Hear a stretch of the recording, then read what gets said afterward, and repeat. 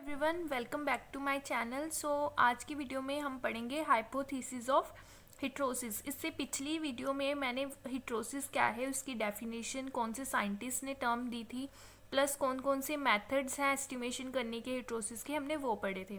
But अब हम क्या पढ़ेंगे, अब हम पढ़ेंगे इस वीडियो में कि जो हिट्रोसिस है उसकी मेन थ्योरीज कौन कौन सी है। हिट्रोसिस की पहली मेन थ्योरी थी dominance hypothesis. Second main theory कौन सी थी? over dominance hypothesis, and third hypothesis was epistasis. So start with first hypothesis. Dominance hypothesis क्या है? The dominance hypothesis was first proposed by Davenport. It's Davenport in 1908. तो firstly इन्होंने hypothesis ये जो थी represent की थी. It was later explained by Bruce and Keeble and Pellew in 1910. तो पिलो और कीबल और ब्रूस ने 1910 में दोबारा से इसको क्या किया था, एक्सप्लेन किया था और भी अच्छे से. So this hypothesis suggests that each locus of the dominant allele has a favorable effect. So ये according to this theory क्या है, ये माना जाता है कि जितने भी डोमिनेंट अलील है ना उनका फेवरेबल इफेक्ट होता है किसके ऊपर, जो आपकी नई वैरायटी आएगी. ओके, जो आपकी F1 आएगी उसमें जितनी भी अलील्स आएंगी, जो डोमिनेंट अलील्स होंगी ना, उनका फेवरेबल इफेक्ट आएगा. मतलब वो अच्छे से अपने आप को एक्सप्रेस करेंगी और एक फेवरेबल जो है इन्वायरमेंट क्रिएट कर. While recessive alleles has an unfavourable effect. अगर उस F1 में रिसेसिव अलील आ जाती है ना तो उसकी वजह से क्या आ जाती है, अनफेवरेबिलिटी आ सकती है. And this heterosis result from making the harmful effects of recessive अलील, जिसकी वजह से आपके जो रिसेसिव हेट्रोसिस की वजह से हार्मफुल इफेक्ट्स भी जो है आ सकते हैं, और अगर डोमिनेंट अलील्स हुई तो फेवरेबल इफेक्ट्स ही आएंगे. सो फर्स्ट थ्योरी क्लियर हो गई सबको, आई होप क्लियर होगी. फर्स्ट है डोमिनेंस थ्योरी. डोमिनेंस के अकॉर्डिंग ये माना गया था कि जितनी भी डोमिनेंट अलील्स होंगी ना उनका फेवरेबल इफेक्ट होगा, इसी वजह से F1 जो आएगी आपकी अच्छी आएगी. लेकिन अगर F1 में रिसेसिव अलील्स आ जाती हैं ना तो उसका अनफेवरेबल कंडीशन जो इन्वायरमेंट है वो क्रिएट करेंगी किसके अंदर, F1 के अंदर, जिसकी वजह से हमें सिर्फ और सिर्फ जो F1 है डोमिनेंट अलील्स ही आए. इसके लिए ही हमें F1 को इस तरह का वैरायटी तैयार करवानी है.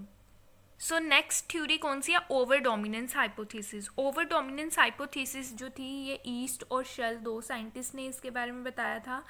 शेल वही साइंटिस्ट है जिन्होंने हिट्रोसिस सबसे पहले डिस्कवर की थी. 1903 में इन दोनों साइंटिस्ट ने लॉ ऑफ डोमिनेंस हाइपोथेसिस के बारे में जो था बताया. हिट्रोसिस में इसका क्या मेन जो है रोल है.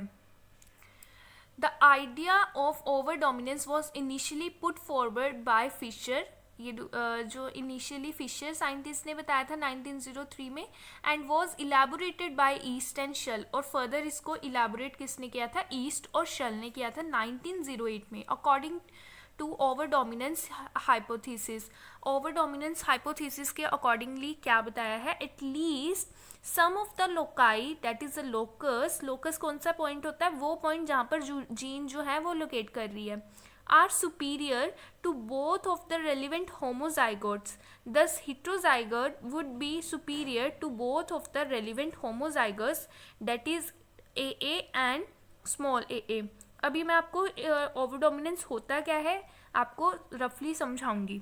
अब आप यहाँ पे देख सकते हैं ओवर डोमिनेंस में मैंने क्या बताया है कि हमारे पास एक जो पेरेंट है वो हमारे पास A है और दूसरे को मैंने स्मॉल a लिया है. ठीक है, जब ये इन दोनों को क्या करवाएंगे, क्रॉस करवाते हैं. ठीक है, मान लीजिए ये फीमेल पेरेंट है और ये मेल पेरेंट है, तो दोनों को जब क्रॉस करवाएंगे तो हमारे पास जो हाइब्रिड आता है वो ये आता है. ठीक है, सो अब हाइब्रिड जो है ऐसे देखा जाए तो ये डोमिनेंसी शो करेगा अगर हमारे पास ए ज़्यादा एक्सप्रेस करता है. ठीक है, लेकिन ओवर डोमिनेंस क्या होता है कि जब ये ओवर डोमिनेंस हमेशा किस केस में होता है, होमोजाइगोट के केस में बिल्कुल भी नहीं होता है, सिर्फ और सिर्फ हेट्रोजाइगोट के केस में होता है. अभी ये दोनों हेट्रोजाइगोट है, आपको यहाँ से पता चल ही रहा है.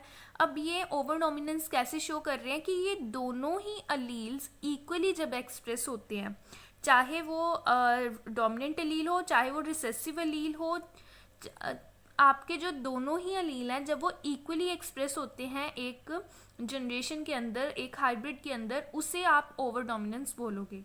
ठीक है, तो ये हमारे पास जो हिट्रोजाइगट आया ना, इसके दोनों ही जो अलील्स होंगी, इसके अंदर जितनी भी अलील्स होंगी ना, वो क्या करेंगी, इस F1 जनरेशन के अंदर इक्वली अगर आप एक्सप्रेस करती हैं तो उसे law of dominance, over dominance के बारे में उन्होंने जो है, ये किसने बताया, ईस्ट और शल ने बताया, हमें हाइपोथेसिस दी थी अकॉर्डिंग टू ईस्ट एंड शल।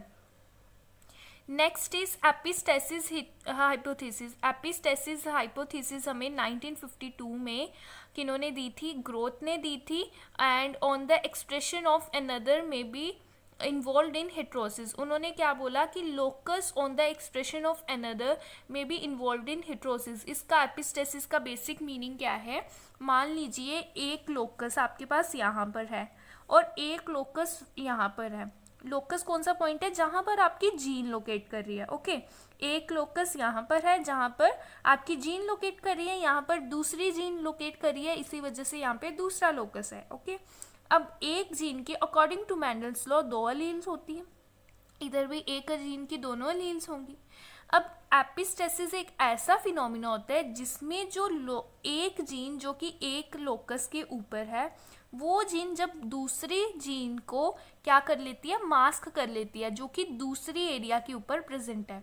एक जीन जो कि एक डिफरेंट लोकस के ऊपर प्रेजेंट है, ठीक है, और जिसकी डिफरेंट एलील्स हैं, वो क्या करेगी, दूसरे जीन को मास्क कर लेगी जो कि दूसरे लोकस पे प्रेजेंट है।